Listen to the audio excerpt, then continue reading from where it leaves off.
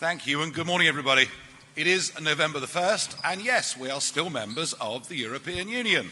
Yet more broken promises, and indeed a breakdown of trust and faith, not just in politics, but actually in our entire democratic system in this country. And that is why I came out of political retirement to found the Brexit Party, because I thought something had gone wrong, and we'd even lost sight of what the Brexit vote was about.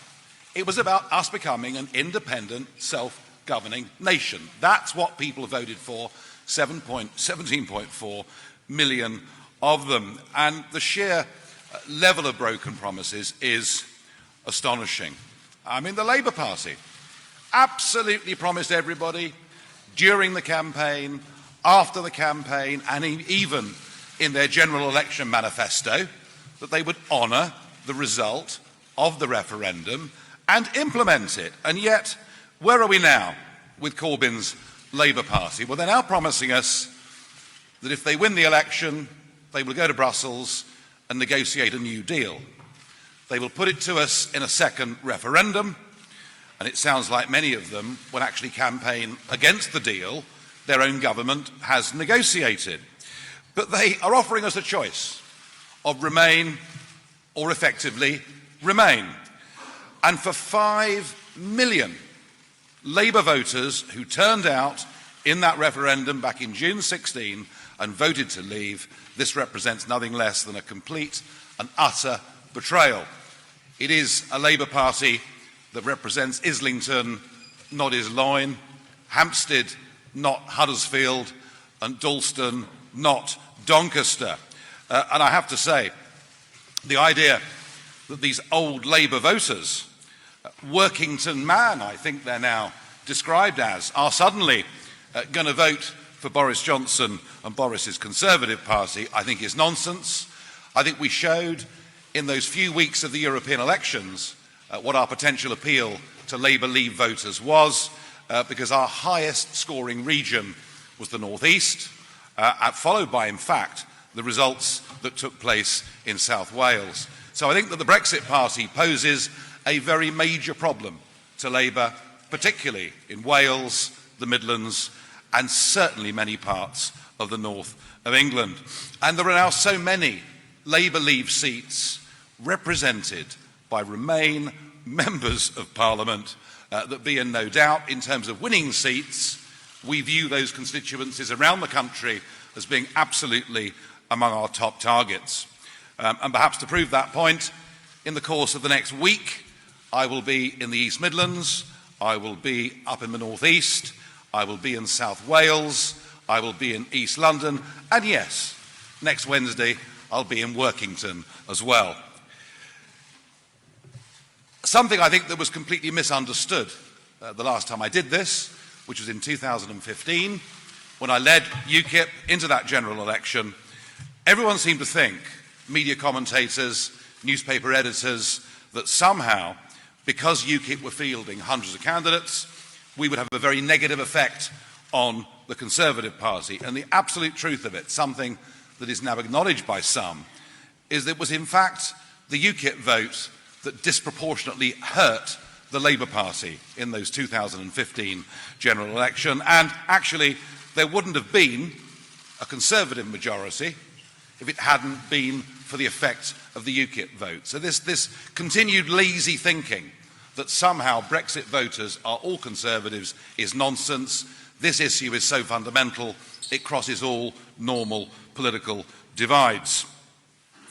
And I am pleased that Jeremy Corbyn will no longer be able to say in this campaign that if we get Brexit, if we leave the customs union and attempt to enter into a free trade deal with the United States of America, that somehow that means that our NHS is for sale. I was talking to an American friend of mine on the radio last night who indicated that is well and truly off the table. And what of Boris Johnson's Conservatives? Well, look, I'd be the first to accept that he did inherit a very difficult position. You know, he inherited Mrs. May's appalling surrender treaty, and he did it with the clock running down to the 31st of October.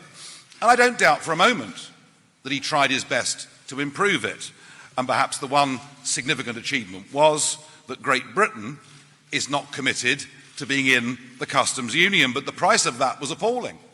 The price of that was Northern Ireland being hived off, which I think for him personally represented a really pretty dreadful breach of the promises that he'd made at the DUP conference the year before. But it doesn't end there, of course, because now, if this treaty passes, and I very much hope it doesn't, it will lead to massive pressure in Scotland for the SNP to campaign for the same thing.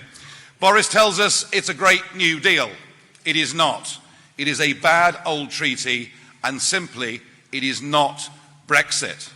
What we are doing here is kicking the can down the road for at least a further 3 years, entering into another round of agonising negotiations. And Monsieur Barnier, who, by the way, is rather more brilliant at negotiating than our side appears to have been in the last 3 years, Monsieur Barnier has set down the terms already. We are committing in an international treaty that Boris Johnson wants Parliament to vote for and for us to ratify. We are committing to negotiating for up to 3 years in line with the political declaration. And that means we're aiming for regulatory alignment. Yep, everything from financial services to fisheries would, if we do this trade deal, be tied to EU law. We will not in any way be taking back control of our laws, our money, or our borders. And I am actually grateful to President Trump for making it clear last night, doing it in a way he didn't want to hurt Boris Johnson. He's a fan of Boris Johnson. He thinks that Johnson has brought great energy to the job. But putting it very simply, that if we continue down this route, there will not be trade deals with the USA, or indeed, I don't think, any other parts of the world. Boris's deal gives us all of the burdens of EU membership, but no say whatsoever. And it will not get Brexit done. In fact, what it will do is lead to a campaign in which people say, we have no voice, we have no vote, we have no veto in the few areas that they're left. It will lead to a campaign for us to rejoin, a campaign that, if it was put to a referendum, I have no doubt would actually succeed. So I want to urge Boris Johnson to reconsider the detail of what is in those two documents. And I say that because he gave an answer in the House of Commons on fisheries. He gave an answer in the House of Commons on Northern Ireland exporters to Great Britain. And both of those answers simply weren't true. And that suggests to me that in his desperate desire to get rid of the backstop, to bounce Parliament, sitting for the first time on a Saturday in 37 years, to bounce them into agreeing it, I'm not sure he's actually looked at the full details himself. A general election is a chance to press the reset button. A general election is a chance to pursue a different agenda. After all, no parliament may bind its successors. It's what we expect in general elections, in main party manifestos. So I'm going to say this to Boris Johnson: drop the deal. Drop the deal, because it's not Brexit. Drop the deal, because as these weeks go by and people discover what it is that you've signed up to, they will not like it. And I also am more than willing to compromise my position. You see, I've been saying for months we have to go for a clean break Brexit. And I've said that because it was the only way of delivering Brexit on the 31st of October. But if Boris said that he now wanted to go down the route of a genuine free trade agreement, along the lines perhaps of Canada or other models, and that in doing so he would not sign us up to political linkage, he would not keep the continued jurisdiction of the European Court of Justice, that he would simply go for a free trade deal, he'd give a deadline of the 1st of July, And failing that, of course, we could both go to Geneva, to the World Trade Organization, under Article 24. We could leave the European Union, but have several years, in fact, to negotiate the new agreement. If Boris was to go along with that, I would view that as being a totally reasonable position.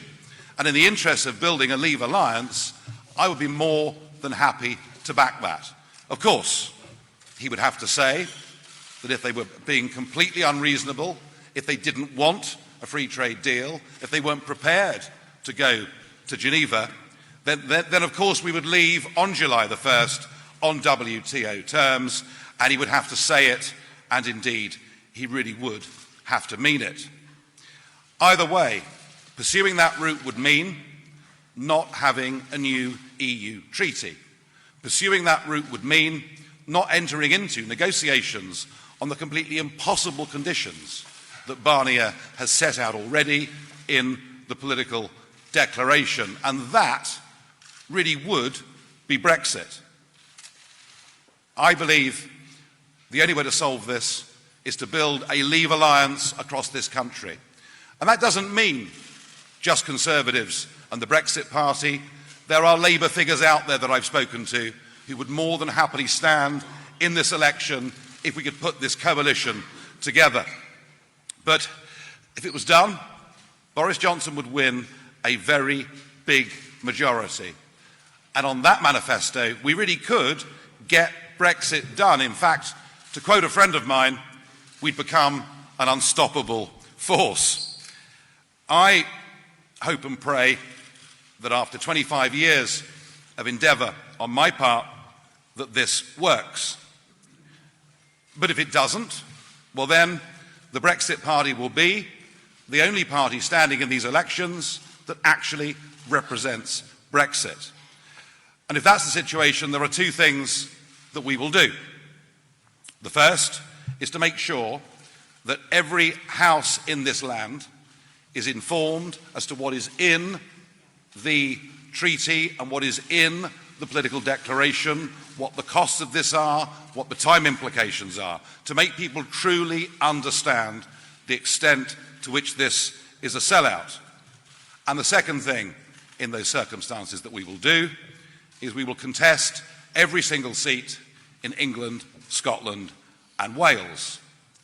And please don't doubt that we are ready.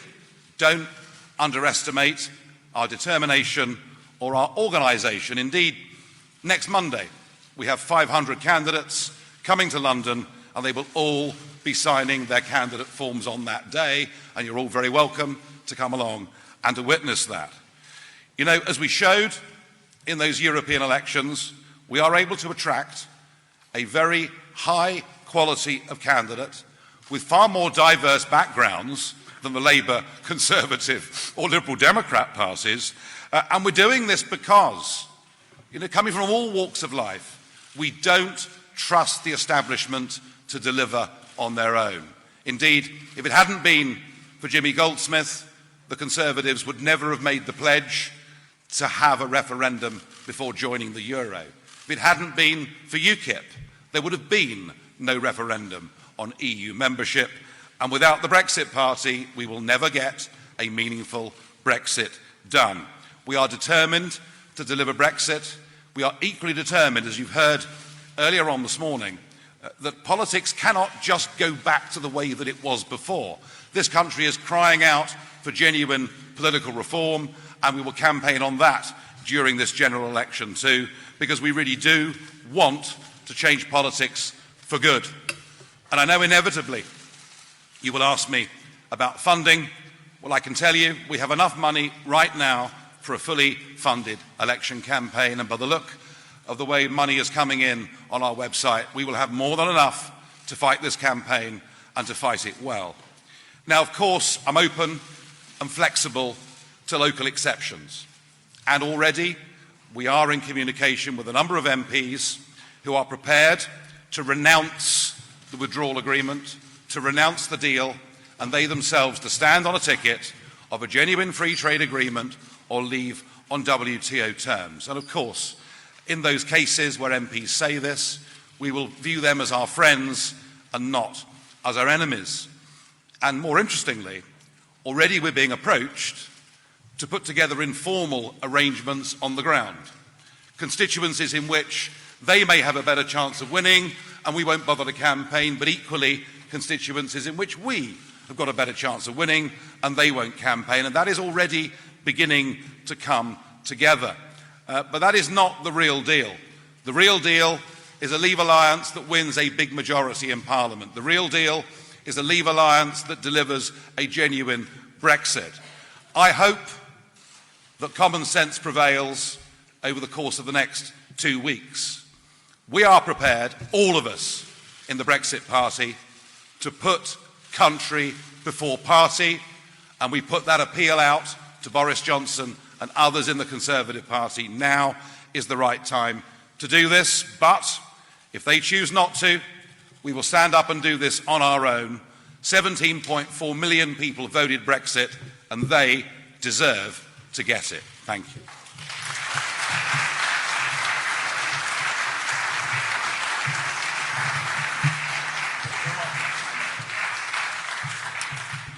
Thank you, Nigel. So, I know Nigel's got some specific interviews with broadcasters and also with the print, but we'll have about half a dozen questions here in front of everybody. So, who'd like to start? Well, you've got your first hand up. If you say your name, where you're from, thank you very much. Hi, William James from Reuters. You talked about what you would do if Boris didn't accept the deal. You'd stand MPs across the country. How many MPs will you stand if he does accept the deal? And also, how long's he got to consider this deal? Well, nominations close on the 14th of November. So in theory, we've got up until the 14th of November to do this. That's as good as useless. So we've got up until the 14th of November, in theory, to do this. Look, you know, we absolutely recognise that they are a bigger party with a much bigger footprint on the ground in the constituencies than we've got, and we would be utterly and entirely sensible and reasonable. But it would be fair to say there are around about 150 seats in this country that are Labour-held constituencies that the Conservative Party have never, ever won in their history, and for cultural reasons they're not going to win at this general election. And that, I think, is how a deal of this kind would work, a non-aggression pact of this kind would work, and I think it would be to our advantage, to their advantage, but most importantly to Brexit's advantage. So all of that could be discussed, and we are, as I say, for us, despite the fact all of us on this platform in the last 6 months have put a lot of our lives into building this new political party, for us the issue matters far more than the party. This is a big moment in history, and I actually feel that we're so close to getting that majority in Parliament and to getting a real Brexit delivered. And I just really hope, as I say, that the Conservatives genuinely rethink and reconsider this. This is a one-off opportunity. If we don't get it, and if we do finish up with that withdrawal agreement, then frankly, I think it's the end of Brexit, because it's a deal that is just so bad. Right at the back there, yes, sir. That's it. Thank you, Ben Kentish, The Independent. Mr Farage, what conversations are going on with Boris Johnson and other members of the government about this offer that you've made today? Have you had conversations, and will you be having them in the coming days? I think there are more conversations this morning going on between Downing Street and the White House than there are going on with us, to be honest with you. Look, we have not spoken formally to anybody about this. We've spoken informally to people in and around and close to the Prime Minister. My understanding is there are some within the inner sanctum who think this is absolutely necessary.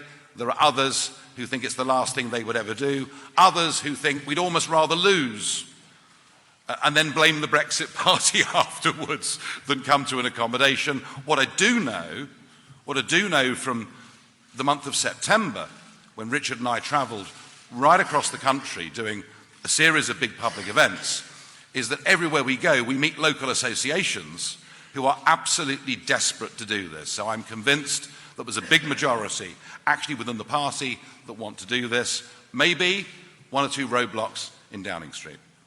Right, just to the front here.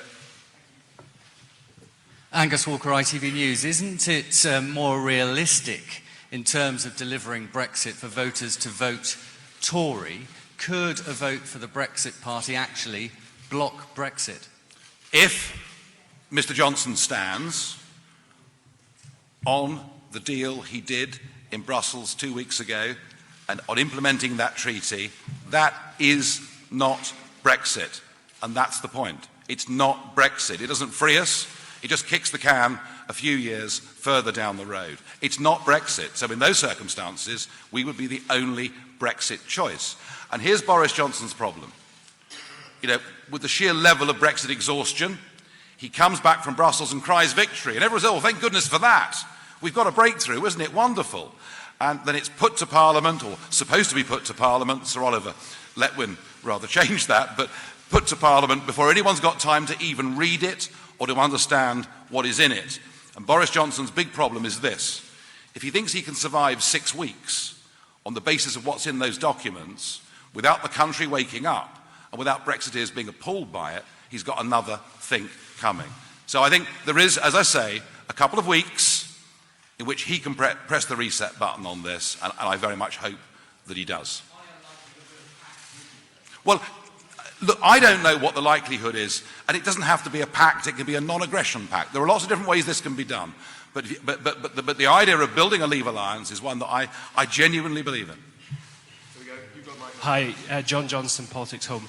Are you planning to stand as a candidate, and if so, in what seat? I'm going to announce all of that in the next few days, but right now, to say what I'm doing or Richard's doing would be a massive distraction. You know, this is our big chance today to set the stage, to say we're very, very prepared to compromise, to work with other people, to build this alliance, but equally that we're ready to fight across the country. I will answer that question in 2 or 3 days' time. Hello, Mr. Farage. Paul McNamara from Channel 4 News. This is an offer which Boris Johnson is never going to be able to accept. Isn't this just a waste of 2 weeks? Well, it's not a waste of my 2 weeks. As I said to you, we'll be signing up 500 candidates on Monday. Come along and film it, by all means. You're very, very welcome. And they will be going out into the field and campaigning. In fact, many of them are out in the field and campaigning already. You know, I'm saying that we're going forward, we're ready, we're funded, we've got the people, we will fight this election on the basis of Brexit, political reform, and a whole other range of innovative policy issues. But we are prepared to put country before party. And in the end, it'll be up to them. I mean, I would have thought that with a strong, active Brexit party and a clear message on what we stand for, as opposed to a treaty and years more negotiations, that there comes a point within the next couple of weeks when they will say to themselves, even though we don't want to do this, even though the Conservative Party historically never does these things, actually, we've got no choice. Whether they do it out of high principle, whether they do it because they just want to win the election, I don't really care. I don't mind how it happens, I just care that it does. Tom. Hi Nigel, Tom Newton-Dunn from The Sun.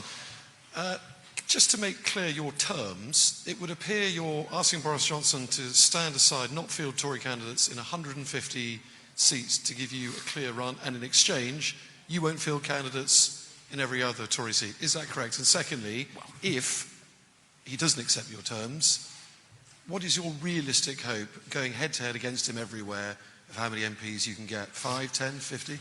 On the first one, Tom, look, it's a negotiation, you know, but I've laid out what the upper end of expectations would be. All right, the very upper end. We are reasonable, sensible people. We want to get this done.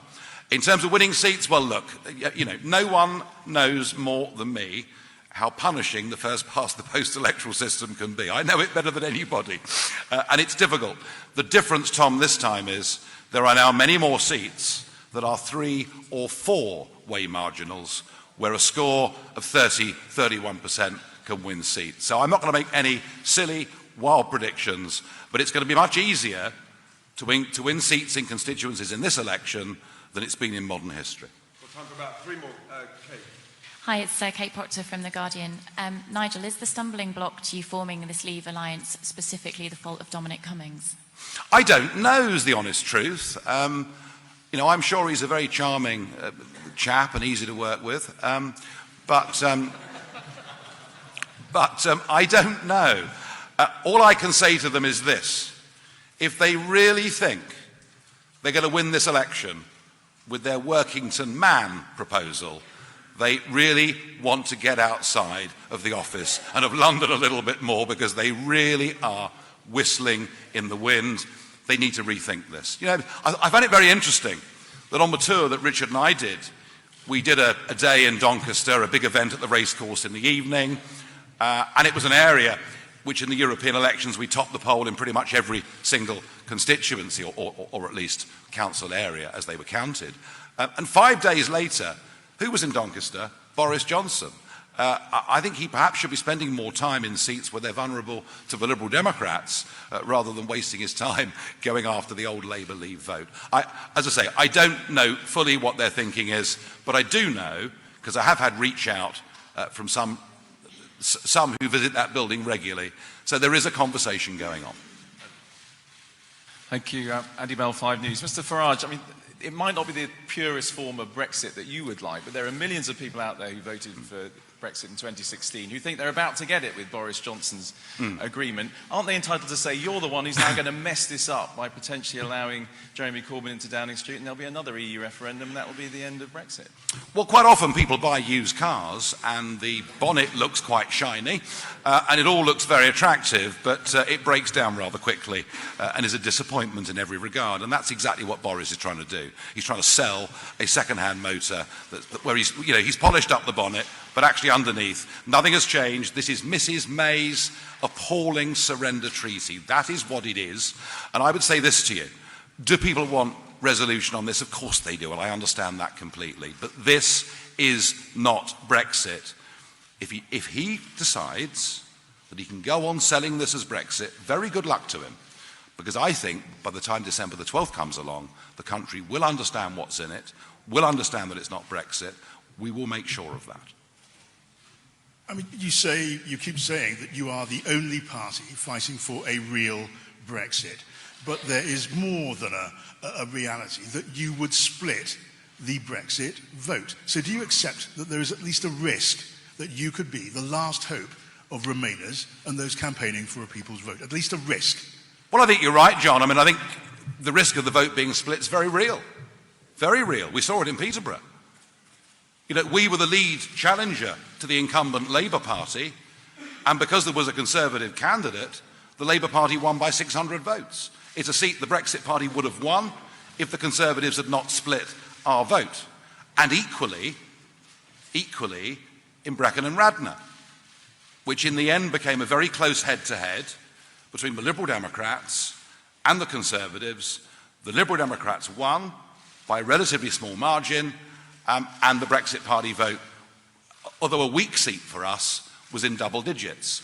There's a classic case there of 2 parliamentary by-elections that we've seen since the European elections that both could have gone to Leavers and both went to Remainers. So I would say this actually cuts both ways. And that's why the logic of doing a deal, and I've explained, in answering Tom's question, that we are not asking for a vast number of seats compared to what they would need. This actually works. The mathematics works. And this isn't just me. I mean, Professor John Curtis himself has looked at this and said the mathematics of this works. Deal you do accept. Without a deal, you could be risking Brexit. No, this deal isn't Brexit. That's the point. Right at the back.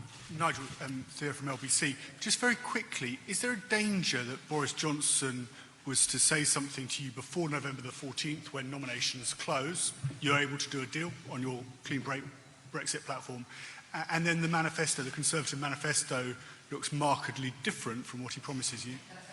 Well, he is good at changing his mind, I'll grant you that, because he's talked about Mrs. May's awful surrender treaty as being vassalage, and then on the third occasion voted for it. So he does chop and change a little bit. Look, I think it's actually very simple. There is 2 weeks to put together a Leave alliance, and it needs to be done. Last question, just here in the middle. David Reid, CNBC. Do you think the Conservative Party is looking at the polls, and if they are, they're thinking, we don't need this offer? Well, if they want to think that, that's absolutely fine. If they want to think that, that's absolutely fine.